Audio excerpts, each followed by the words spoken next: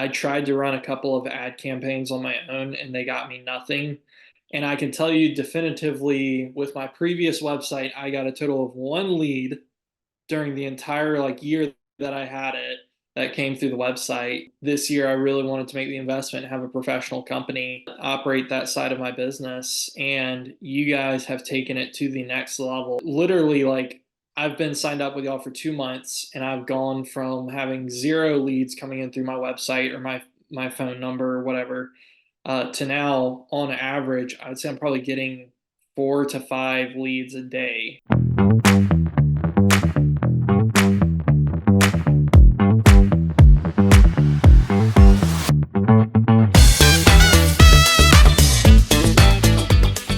Super excited for today's podcast because we are going to talk about how Gabe, a local home service business owner, was able to double his business 2 years in a row.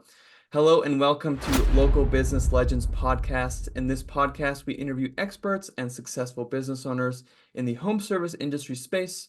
I am your host. My name is Jordan Richards. I have generated millions of dollars of additional revenue for local home service businesses through the use of digital marketing. I'm super excited to have Gabe on our show today. Gabe is the owner of Greer Land and Lawn LLC. He's down in South Carolina, and like I mentioned before, Gabe has doubled his business 2 years in a row, and we're going to talk about how he did that. So first, Gabe, let's talk about you. How did your business get started? Were you always, when you were a little kid, did you always want to grow up to own a lawn care business? How did you get into it? So yeah, that's a great question. I started in high school mowing lawns, and just like a lot of other people, it was just kind of a side hustle in high school. Didn't really want to do that for a career or anything. So, long story short, I went to college for 1 semester and just generically, majored in biology and had no clue what I wanted to do. And I hated it. And I did not do well in my courses. So after 1 semester, I went ahead and unenrolled because it was not for me. And I came back and lived with my parents for a bit and just worked for a landscaping company. So it was at this company that I realized I wanted to go into the landscaping industry as a business owner. And so from that point, I was working at this company, getting some experience, and started looking around, discovered a degree. It's an associate's degree in horticulture near where I lived. And I went ahead and thought, okay, I'm going to take this path. I'm going to go get my degree in horticulture, and then I'll get out and start my own business. And that's exactly what I did. Um, went to this went to this school, while I was there, I started my business about halfway through the program.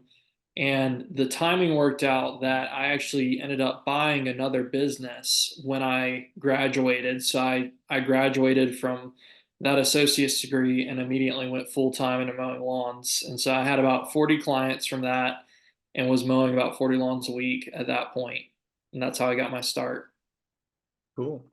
So at what point did you was there like a single instance where you realized, hey, this kind of like side hustle, 40 clients business could become something much more? Was there ever like a click in your mind where like, hey, this could really support my family, not only like a little bit, but like a lot?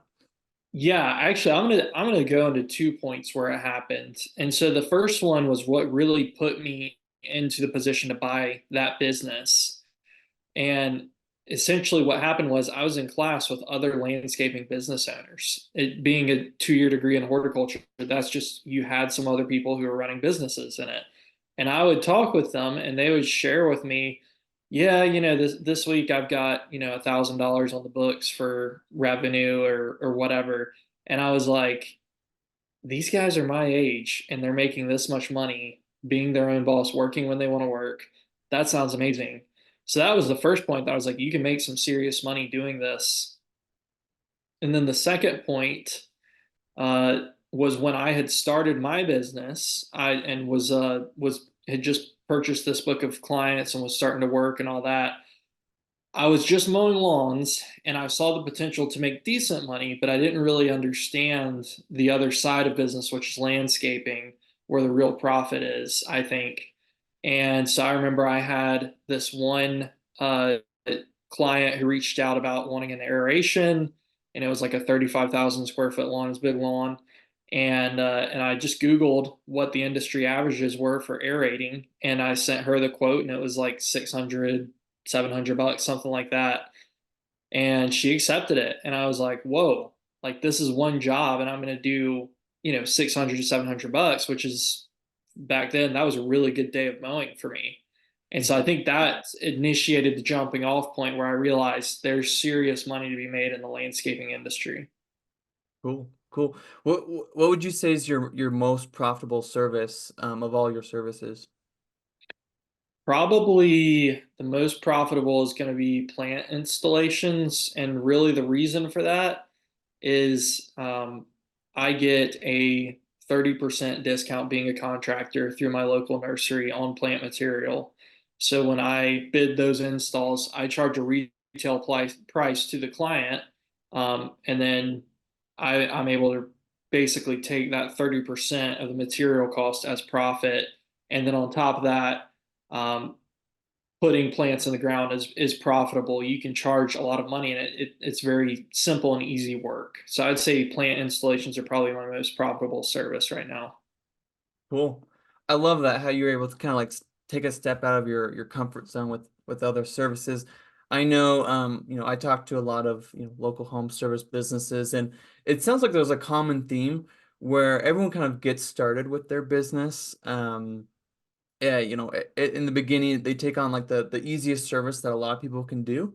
And then down the line, they realize that, hey, there's some other services I can offer. I don't know how to do them yet, but if I do them, they'll be way more profitable. One of the clients I work with, which is a multi-million dollar lawn fertilization and pest control company, they started out just lawn mowing, right?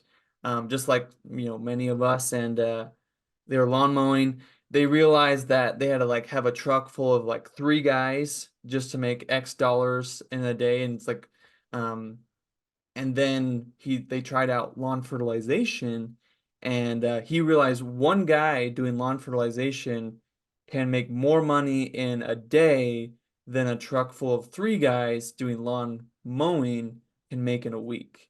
And when they had that realization, they're like, instead of being a lawn mowing company that does fertilization, they were a fertilization company that does lawn mowing.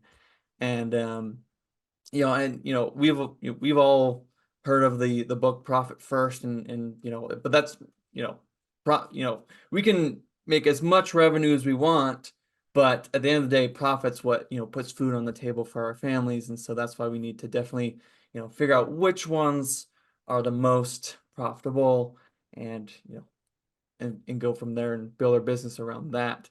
Um, as a digital marketer, I will say the lawn in the case of a lawn care company, um, lawn mowing is typically the cheapest cost per lead, right? Um, and the bigger services, more profitable service, are typically more expensive, right? And so with most companies I work with, what we do is we get the lead on the phone looking for the basic service that we all do. What for plumbing and electricians, they like have like just like the tune-up service, and then while they're there, they upsell the big one. With like lawn mowing or cleaning companies, they just do like the basic like weekly service, and then they upsell like the big stuff. So for a lot of the clients I work with, we get them as many lawn mowing clients as possible, and then they train their office team to upsell the fertilization, right? And that's a big thing I've learned with a lot of our clients is how important upsells are, right, to a business, because the cheapest lead you'll ever get is an existing client who wants another service, right? And that's why it's so important to train whoever answers the phone when a lead comes in from your website or whatever. Um, when the person answers the phone for your business, is that person answering the phone, are they just a cashier or are they a salesperson? Right. And what do I mean by that? Like, cashiers are just people who just take your order, right? Like, hey, what do you want? Right. Like, okay, you want a muffin and a coffee? Okay, boom, boom, boom. Anything else? Check out, right? That's what a cashier does. But if you can train the person who answers your phone to be a salesperson, not just a cashier, that's when, your conversion rate not only goes up, right? But also your, just overall revenue and bottom line, everything goes up when you're able to make each client and each lead worth more to your business. So I love how you said, Gabe, how you kind of transitioned to more services, even if you weren't quite comfortable with those yet. So that's awesome. So Gabe, so as like we talked about, you've doubled 2 years in a row. What has been one of the biggest obstacles? I know you and I had briefly talked about, kind of finding that new service. Um, was that your biggest obstacle, or was there other things that you really need to figure out in order to be able to double 2 years in a row? Well, I think you raise a really good point, which is that most businesses you see, especially in the service industry, end up niching down. So they end up finding another service. They start out with a very broad service like mowing lawns in this case, and then down the line they may niche into fertilizing and weed control or hardscapes or whatever, basically a much more profitable but much more niched service. And that's kind of what I've done with my business. When I started, I actually just simply mowed lawns, and that was all I did because frankly, I was scared of niching down. I was scared of finding these bigger landscaping installs where I could go in these projects for say $5,000, $10,000, and something bad could happen. I could go underwater on the project. I was like deathly afraid of that. And so after that first year, I did about $60,000 in revenue just mowing lawns. And then in the next year, I said, okay, this year I've got my feet under me. I've done the mowing thing. I've seen the kind of revenue that I can make in a day with that. I want to branch into landscaping. And it was in that year which started offering sod installation, plant installation, mulch installation, some rock work, that kind of stuff. Really, just the softscapes as a landscaping service, and it was definitely difficult. It's harder work, but it's more niche. The profits are higher, and it's worth the difficulty, and it's worth the risk. Ultimately, it was a risk opening myself up to that kind of liability with those larger projects, but it's paid off in a massive way in my revenue number. So I went from doing $60,000 of revenue to as a solo operator to $100,000 of revenue in 1 year, um, even over $100,000 really, but was able to do that by adding in these more niche services, these more individual services. I love that. I love that. So if you were to do it all over again, what would you change? If I was to do it all over again, I would probably start out doing what I'm doing now, which is keep a small schedule of lawn maintenance, of lawn mowing, just to have that recurring revenue. But then open up the rest of my work week, say 3 days of my work week, to doing landscape installs. So I would try and do that, I think. Cool. Love that. More profitable services to begin with. Love that. So what does running and owning a, successful business do for you and your family? Well, I think for my family where I'm at, I think it provides freedom because I'm able to, in many ways, make my own schedule. Sorry about that. Make my own schedule, and uh, and I think as far as the money side, it provides that upward leverage for you to control your income. I think that's super important with today with the inflation rate, with the cost of groceries and stuff that you just buy on a weekly basis. It's important to be able to grow your income as you work harder. Cool. I love that. Love that. Yeah, I've definitely Um, I went down a rabbit hole this year of like the stock market or like real estate. Like, hey, if I have some extra money, where should I put it? Stocks, real estate. And, 100% of the time, as a business owner, rolling it back into your business will give you like and it's way better return than the stock market ever will, right? Like I Right. had a client who had an extra, $1,000 a month.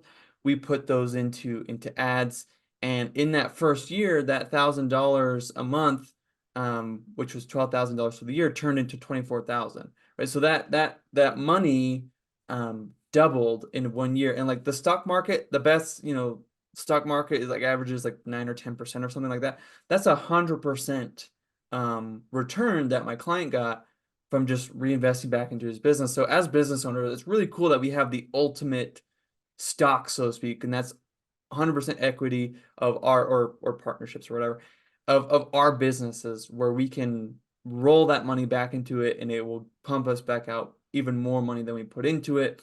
And it's awesome. And we've had clients all across the board grow all different sizes, and it's been a lot of fun being able to help them out. So as far as marketing goes, Gabe, how has working with me and my team to get your digital marketing dialed in, what has that done to change your business recently? So I think prior to signing up with y'all, I was trying to do it all myself, and I knew a little bit, like I knew I should be getting Google reviews because that can boost your SEO and stuff, but really did not have a good website, and I did not.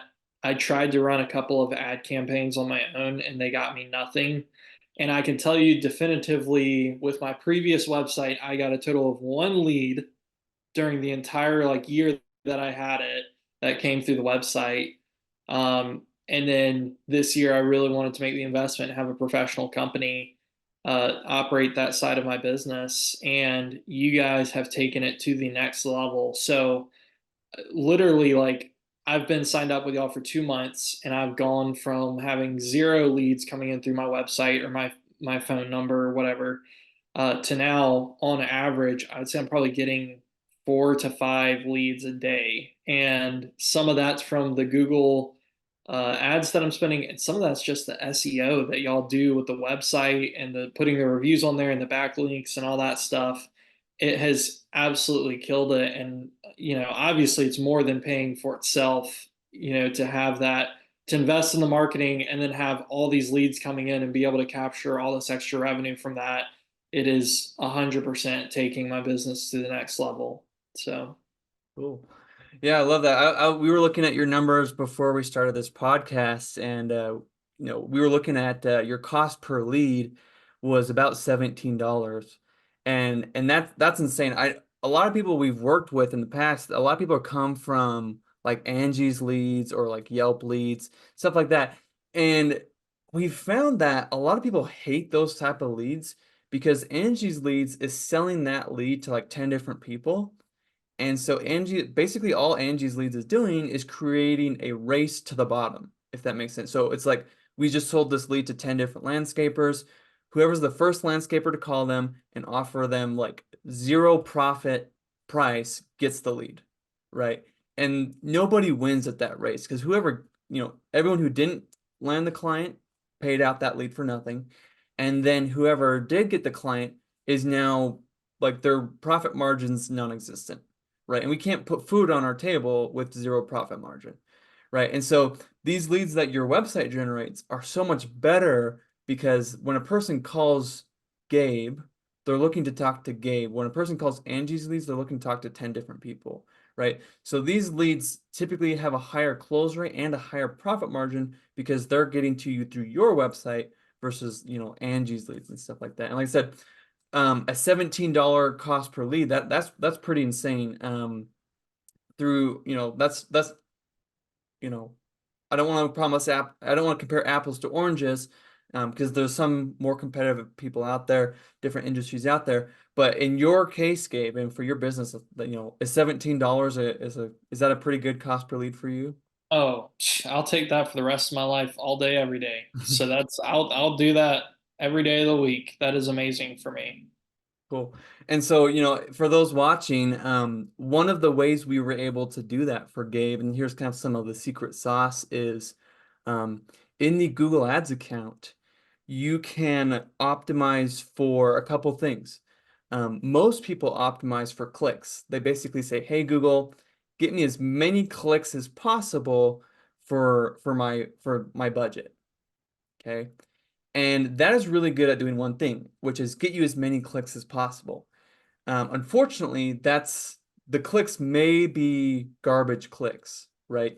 If the phrase lawn mowing was one of your keywords, funny lawnmower kid video is not gonna, somebody Googling that's gonna be a click that you just earned, that you just paid for, but that's not gonna turn into a lead, right? That's not gonna turn into work. That's somebody looking for some funny video. Or lawnmower repair, DIY, right? That's not gonna turn into money for you. Right, so when you optimize for clicks, PPC, pay per click, that is a really great way to get a lot of traffic, but not a lot of leads. In the Google Ads account, you can optimize for leads by putting special tracking codes and stuff into your website. And then Google can optimize for with this budget, instead of getting me as many clicks as possible, get me as many phone calls as possible. And that's what we did for Gabe that has really, to take that cost per lead and really made it awesome, right? And so, I typically ask people, would you rather have, 1,000 clicks and one lead, or would you rather have 100 clicks and 100 leads, right? You're getting, way less clicks, but you're getting way more leads. And at the end of the day, you don't care how many clicks, you care about how many phone calls you get. And that's what we did for Gabe. And so for anyone's watching, make sure your Google Ads account is dialed in to focus on leads, not clicks, because clicks don't get you clients. It's leads that get you clients. So that was one of the wins for Gabe. Um, another another home run or secret sauce that I want to share that has helped Gabe get that cost per lead is a lot of business owners out there have what I call shiny object syndrome, where there's a cool product or service that looks really cool, but you got to really look at the numbers, the results, right? Don't take your gut feeling, because always take the data, because the data doesn't lie. So one common thing, at least in the home service industry, I've found is you get a much better ROI, return on investment, from Google Ads versus Facebook ads, right? All business owners have heard of Facebook ads and they think they want Facebook ads. But at the end of the day, if I say, hey, would you rather put $100 into Facebook ads and get one lead, or $100 into Google ads and get 10 leads, right? Obviously, you would want the 10 leads, right? And so we have found that as far as the home service industry goes, right, plumbers, electricians, cleaners, landscapers, you name it, Google Ads typically has the best return on investment. So for my clients, I advise them, hey, let's put money into Google first, and then once we hit that point of diminishing return, then we're going to move on to putting our budget into Facebook as we grow the company. And then, the crown jewel, like you talked about, Gabe, is SEO. SEO is definitely a long-term play, but like you said, Gabe, we've only been working with you for a few months now. We've already gotten some pretty good SEO results. There are some SEO things that are quick wins, right, that you can implement to get your SEO rocking and rolling. Yes, it does take a little bit longer to get, top of Google, top of page one of Google for a bunch of things, but there are some quick wins that can generate work, right? Because at the end of the day, like I said, you care about, people calling in. You don't care about this, like this fancy SEO thing, top of page for this random keyword that no one ever clicks on anyways, right? At the end of the day, let's do the Google ads, let's do the Facebook ads, let's do the SEO things that actually get leads, and then we'll focus on all the fancy things that also get leads, but here's some easy, quick wins that can get your website rolling, rocking and rolling pretty quick there. So those are some quick wins that we were able to implement for Gabe. And yeah, I love your website, Gabe. One tip and trick I always give people with the website is I've looked at so many websites out there, and you'd be so surprised by how many websites are out there that don't have like the basics. Like, so many people out there like don't have like a get a free quote or their phone number button like right there. You have to like scroll and find it. Or even sometimes when you do find it, it doesn't even work. So for everyone watching this, be sure to look and make sure your website's actually working properly, make sure there's call to actions at the very top. Without scrolling, I should be able to know who you are, where you service, what you service, and how to get a hold of you, right? Those are the four most important things. And if I have to scroll to find out that information, your website could be better. So definitely go implement those things. Um, so yeah, well, Gabe, thank you so much for let me interview you and these sharing some of these wins. I think that's all the questions I had for you. Did anything else that comes off the top of your mind that you wanted to share before we wrap up? No, I think you had a great questions there, so I think everything was answered. Cool. Awesome. Well, thank you so much, Gabe. So if you're watching this, if you are in South Carolina and you need landscaping or lawn care, be sure to give Gabe a call. You can check him out at greerlandandlawn.com.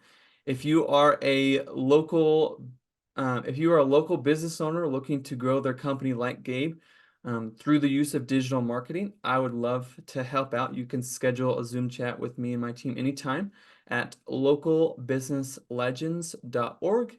And as always, give us a follow on any of our platforms for more content like this. Thank you so much, Gabe, for joining us on the podcast today. I think a lot of listeners can get that takeaway of don't be afraid to increase your services to really find that most profitable service, because that at the end of the day, that's what's going to put money on the table. That's what's going to grow your business. Um, so thank you so much again, Gabe, and we hope to have you back on our show real soon. Thank you. Absolutely. Thank you.